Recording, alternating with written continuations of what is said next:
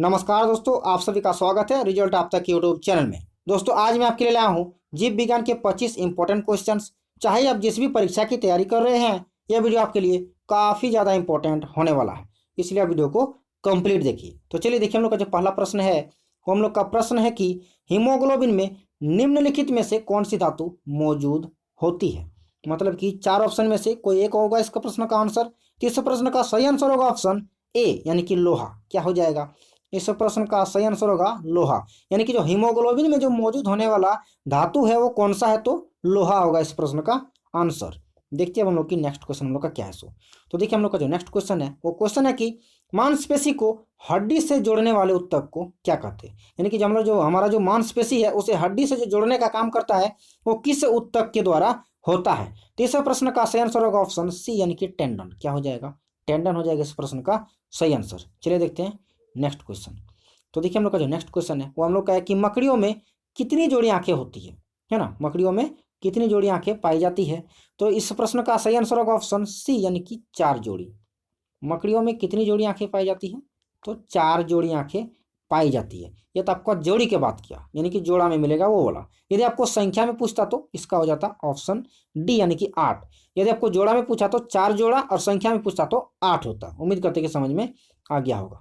देखते हैं next question. तो देखिए हम लोग का जो चौथा क्वेश्चन है वो हम लोग का क्वेश्चन है कि नर मच्छर अपना भोजन कहाँ से ग्रहण करते हैं। मतलब जो नर होता है, नर मच्छर होता है, यानी कि जो मेल मच्छर होता है वो अपना भोजन कहाँ से प्राप्त करता है। तो जो नर मच्छर होता है वो अपना भोजन पौधों के रस से प्राप्त करता है, यानी कि ऑप्शन सी से होगा, है ना। यदि हम लोग को मादा मच्छर पूछता तो हम लोग का होता मनुष्य की रक्त, क्योंकि मादा मच्छर मनुष्य का रक्त का सेवन करता है, वो पौधों का रस को सेवन नहीं करता। लेकिन जो नर मच्छर है वो पौधों के रस का सेवन करता है। उम्मीद करते हैं कि समझ में आ गया होगा। अब देखते हैं कि नेक्स्ट क्वेश्चन हम लोग का क्या है। तो देखिए हम लोग का जो नेक्स्ट क्वेश्चन है हम लोग का क्वेश्चन है कि निम्न में से कौन सा जीव अपनी त्वचा से सांस लेता है। यानी कि त्वचा से सांस लेने वाला जीव को आपको पूछा है। तो इस प्रश्न का सही आंसर हो जाए ऑप्शन सी यानी कि मेंढक। क्या हो जाएगा?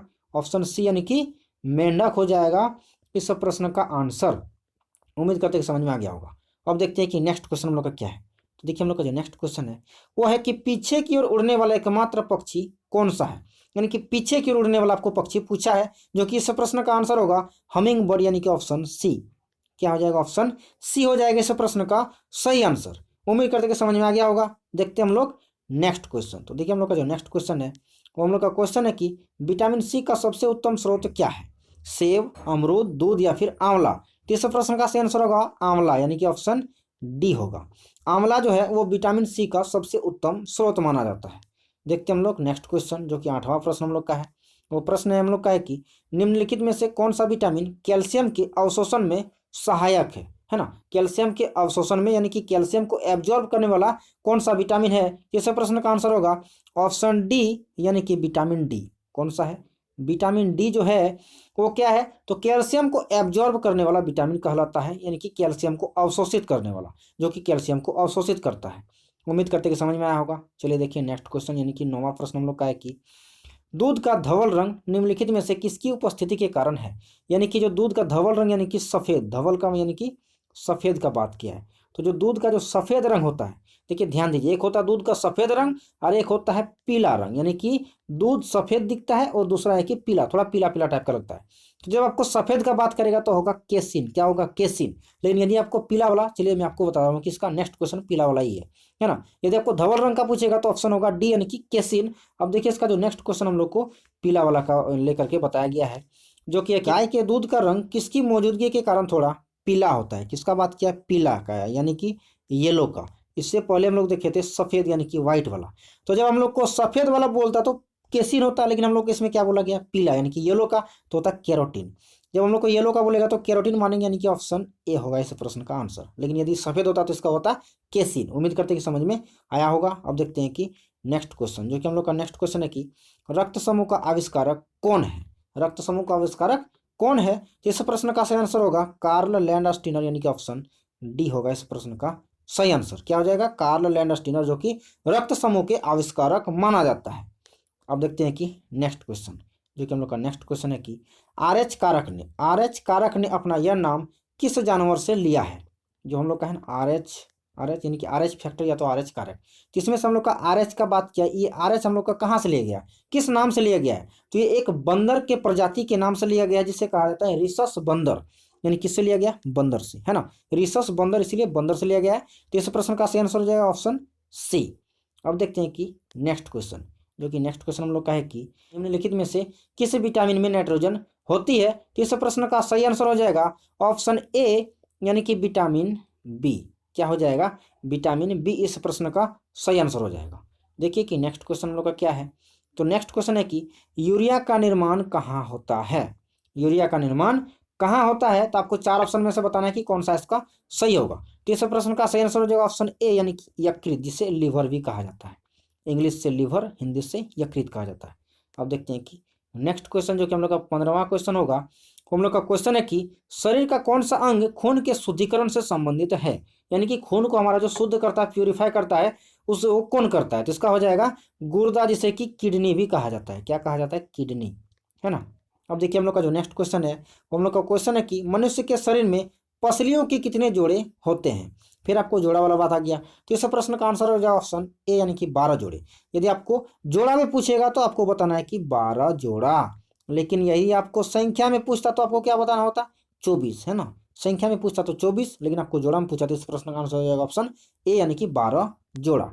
उम्मीद करते समझ में आया होगा। चलिए देखिए नेक्स्ट क्वेश्चन, जो कि नेक्स्ट क्वेश्चन है कि मानव शरीर में सबसे बड़ी ग्रंथि कौन सी है, सबसे बड़ी ग्रंथि का बात किया है। तो इस प्रश्न का सही आंसर होगा सबसे बड़ी ग्रंथि, जो कि हम लोग का होगा लिवर, यानी कि ऑप्शन ए। क्या होगा, लिवर, जिसे कि यकृत भी कहा जाता है ना। तो इसका हो जाएगा मानव शरीर में सबसे बड़ी ग्रंथि कौन सी है, तो लिवर होगा। चलिए देखते हैं नेक्स्ट क्वेश्चन।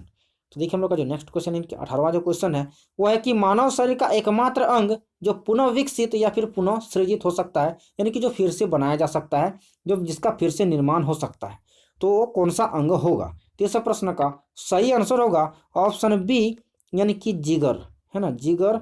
इसे जिगर कहा जाता है, लिवर कहा जाता है, यकृत कहा जाता है। आप जो भी कहिए, लिवर भी कहा जाता है, जिगर भी कहा जाता है, यकृत भी कहा जाता है। तो इस प्रश्न का सही आंसर हो जाएगा ऑप्शन बी, यानी कि जिगर। जिगर ही हमारे शरीर में एकमात्र ऐसा अंग है जो पुनः विकसित और पुनः सृजित हो सकता है, यानी कि थोड़ा सा कट उठ जाएगा तो फिर से ये तुरंत अपना घाव भर लेगा। उम्मीद करते समझ में आया होगा। देखते हैं नेक्स्ट क्वेश्चन।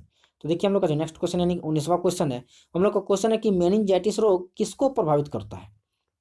जो मेनिंजाइटिस रोग है वो हमारे शरीर के किस अंग को प्रभावित करता है। तो मेनिंजाइटिस जो रोग होता है, मैं आपको ये बता दूं कि मेनिंजाइटिस कहाँ से होता है, तो मेनिंजिस से। किससे, मेनिंजिस। अब मेनिंजिस कहाँ पाया जाता है, तो मेनिंजिस पाया जाता है ब्रेन के चारों ओर, यानी कि ब्रेन को प्रोटेक्शन देने के लिए मेनिंजिस नाम का एक सुरक्षा कवच होता है। और जब मेनिंजिस पर जब हम लोग का कुछ भी अटैक होता है, यानी कि चोट उट लगता है, तो उसके द्वारा हम लोग को मेनिंजाइटिस रोग होता है। यानी कि मेनिंजाइटिस रोग कहाँ होगा, तो मस्तिष्क, यानी कि सिर, यानी कि ब्रेन।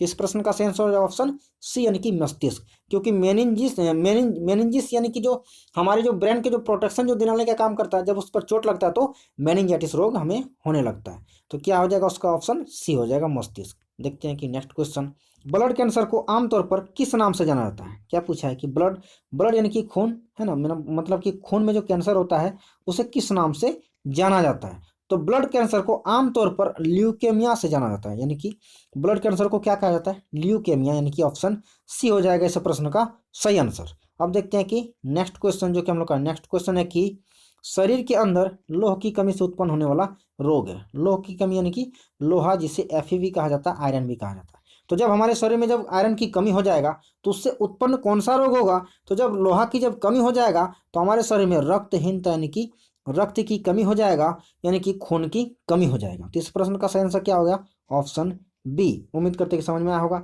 अब देखिए कि नेक्स्ट क्वेश्चन, जो कि हम लोग का नेक्स्ट क्वेश्चन है कि कालाजार का संचार किससे होता है। कालाजार का संचार किससे होता है। तो इस प्रश्न का सही आंसर होगा ऑप्शन ए, यानी कि सिकता मक्खी। क्या हो जाएगा, ऑप्शन ए। अब बहुत ही इंपॉर्टेंट क्वेश्चन है, यानी कि VVI प्रश्न है ये, है ना। कालाजार का संचार किससे होता है, तो सिकता मक्खी से होता है। अब देखते हैं कि नेक्स्ट क्वेश्चन, जो कि है कि ऑस्टियोपोरोसिस किस रोग से संबंधित है। क्या बात किया है, ऑस्टियोपोरोसिस। तो ऑस्टियोपोरोसिस रोग जो है वो हमारे किससे संबंधित है, तो हड्डियों से। किससे है, हड्डियों से, यानी कि ऑप्शन सी होगा, हड्डियों से संबंधित है। किससे है, हड्डियों से। जो ऑस्टियोपोरोसिस रोग है वो हमारे हड्डियों से संबंधित रोग है। अब देखते हैं कि नेक्स्ट क्वेश्चन, सिरोसिस रोग शरीर के किस अंग को प्रभावित करता है? यानी कि जब सिरोसिस रोग होगा तो हमारे शरीर का कौन सा अंग इफेक्टेड हो जाएगा? तो इस प्रश्न का सही आंसर होगा ऑप्शन डी, यानी कि जिगर, जिसे लिवर भी कहा जाता है। यानी कि जब सिरोसिस रोग होगा तो हमारा कौन सा अंग इफेक्टेड होगा? तो लिवर, जिसे जिगर कहा जाता है, यकृत कहा जाता है। उम्मीद करते कि समझ में आ गया होगा। और सिरोसिस रोग कब होता है? तो सिरोसिस रोग तब होता है जब ज़्यादा हमारे शरीर में अल्कोहल की मात्रा हो जाता है, या फिर आप ये कह लीजिए कि ज़्यादा शराब पीने से। तो जब ज़्यादा शराब पिया जाता तो हमारे शरीर में सिरोसिस रोग होता है, जो कि जिगर को इफेक्ट करता है। अब देखिए हमारा जो लास्ट क्वेश्चन है, वो लास्ट क्वेश्चन हम लोग का है कि पोलियो वैक्सीन की खोज किसके द्वारा की गई थी? यानी कि जो पोलियो वैक्सीन की जो खोज करता है वो कौन है? इस प्रश्न का सही आंसर होगा ऑप्शन सी, यानी कि जोनास साल्क। इस प्रश्न का क्या हो जाएगा? Jonas Salk, option C. उम्मीद करते कि आपको समझ में आ गया होगा। पोलियो वैक्सीन का बात किया था, जो कि खोज करता है, यानी कि खोज किसके द्वारा की गई थी? तो जोनास साल्क के लिए। उम्मीद करते कि यह वीडियो आपको पसंद आया होगा। और यदि आप इसी तरह के वीडियो यदि आप चाहते हैं तो आप क्या कीजिएगा, चैनल को सब्सक्राइब कर लीजिएगा और बेल आइकन को ऑल पर प्रेस कर लीजिएगा। तो चलिए मिलते हैं अगले वीडियो पर, तब तक के लिए आप सभी का धन्यवाद।